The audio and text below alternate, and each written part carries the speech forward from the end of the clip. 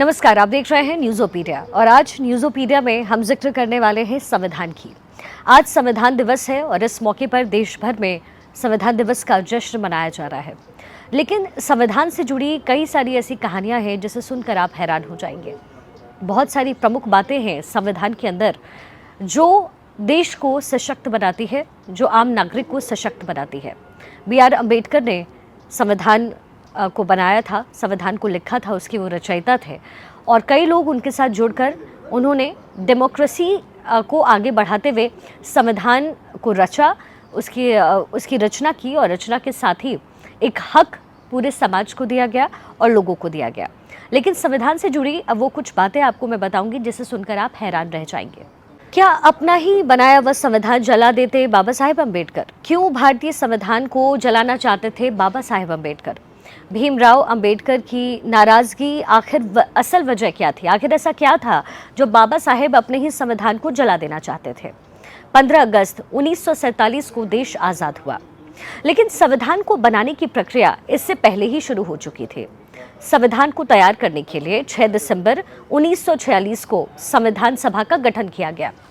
26 जनवरी 1950 को संविधान देश में प्रभावी हुआ और भारत संविधान और लोकतांत्रिक देश बन गया। इसलिए इस दिन को हम गणतंत्र दिवस के रूप में मनाते हैं। आपको यहाँ पर ये बता दें कि भारतीय संविधान दुनिया में सबसे बड़ा है।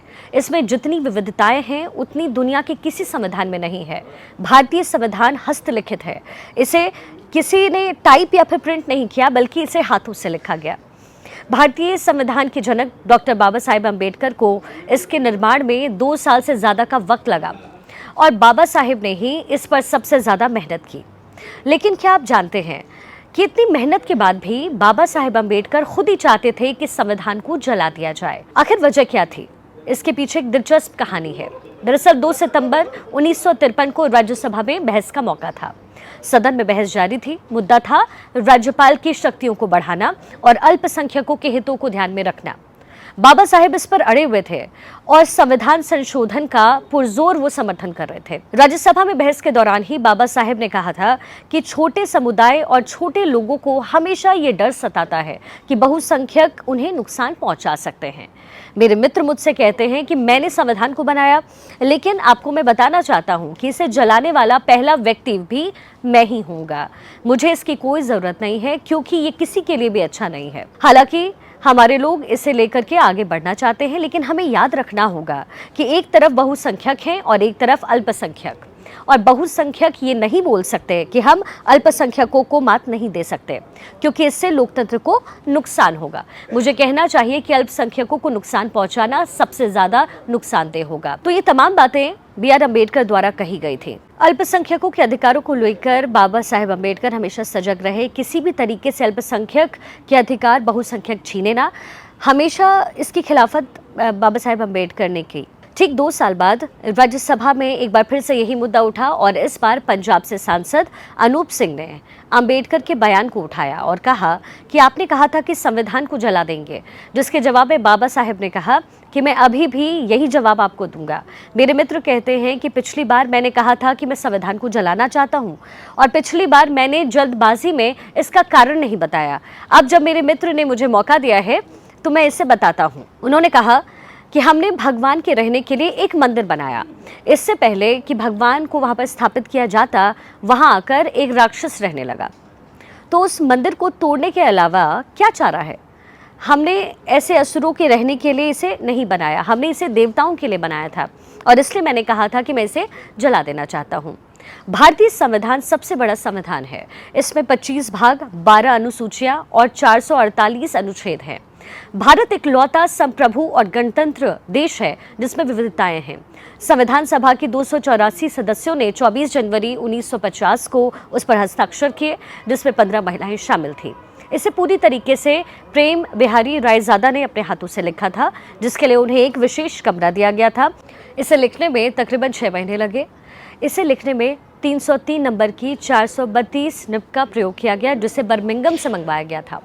यहाँ आपको ये भी बता दें कि इसके लिए उन्होंने एक भी पैसा नहीं लिया, बल्कि उन्हें सिर्फ हर पन्ने पर अपना और अपने दादा का नाम लिखवाने का अनुमति दिया गया था। तो संविधान दिवस के मौके पर ये एक अनसुनी कहानी बाबा साहेब अम्बेडकर को लेकर के, हालांकि समाज आज भी उस संविधान पर चलता है, पूरा देश हमारा संविधान पर चलता है और इस संविधान को हर कोई नमन करता है और बाबा साहेब अम्बेडकर का योगदान संविधान में और देश के संप्रभुता में सबसे बड़ा है। गांधी और नेहरू के इस देश में एक नाम बाबा साहेब अम्बेडकर का था और हमेशा पॉलिटिकल डिबेट्स का हिस्सा रहा है। डॉक्टर भीमराव अम्बेडकर, वो नाम जिसे आप इग्नोर नहीं कर सकते। भारत के पहले कानून मंत्री और भारत में संविधान लिखने वाले, अम्बेडकर के चाहने वाले, उनसे नफरत करने वाले, दोनों ही तरह के लोग आपको इस देश में मिल जाएंगे। कुछ लोग ये भी कहते हैं कि अम्बेडकर का विरोध करने वाले लोग शायद उनकी जीते जी कम थे और अब ज़्यादा है। उन पर कई सारी बायोग्राफी लिखी गई है, उनकी कहानी हर किसी को पता है। लेकिन आज एक और बड़ी बात अम्बेडकर के बारे में हम आपको बता रहे हैं। अम्बेडकर के बारे में जो सबसे बड़ी बात और पहली बात है वो है उनका धर्म और ख़ासकर हिंदू धर्म को लेकर लिया हुआ उनका स्टैंड। जाति व्यवस्था के कारण अम्बेडकर हिंदू धर्म के खिलाफ हमेशा से रहे। 1919 में उन्हें लाहौर में धर्म पर बोलने के लिए बुलाया गया, लेकिन अम्बेडकर के विचारों को देखते हुए इस इवेंट के ऑर्गेनाइजर्स ने अम्बेडकर के स्पीच की कॉपी पहले से ही मंगवा कर रख ली थी और जब उन्होंने स्पीच को पढ़ा तो उन्हें एहसास हुआ कि अम्बेडकर को इस इवेंट में बुलाना सही नहीं है और बहुत सारी परेशानियां हो सकती है, जिस वजह से अम्बेडकर को इस इवेंट में आने से मना किया गया।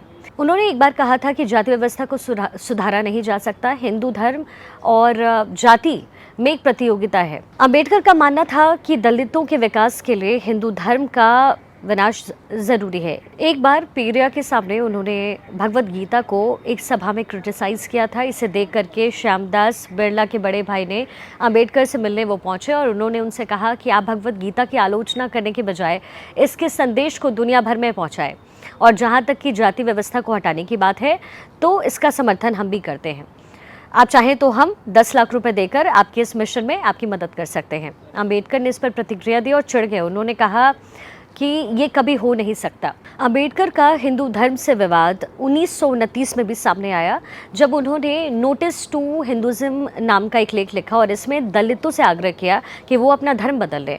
अम्बेडकर का झुकाव पहले इस्लाम की तरफ था, लेकिन फिर कुछ लोगों ने उन्हें सिख धर्म अपनाने की सलाह दी, लेकिन सिख धर्म में भी जातियों को देखते हुए उन्होंने ये ख्याल बदल दिया। अम्बेडकर ने इस्लाम भी नहीं अपनाया क्योंकि अम्बेडकर को एक ऐसा धर्म चाहिए था जो सिर्फ जाति ना मिटाए बल्कि आध्यात्मिक रूप से भी उन्हें स्वतंत्रित करे।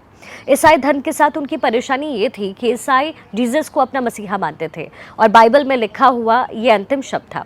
हिंदू धर्म में भी पहले से ही सभी कुछ डिफाइंड था। इस्लाम के साथ भी यही परेशानी थी कि उन्हें ये मानना पड़ता कि मोहम्मद अल्लाह के आखिरी मैसेंजर रसूल हैं और कुरान में जो लिखा है वही सब कुछ है।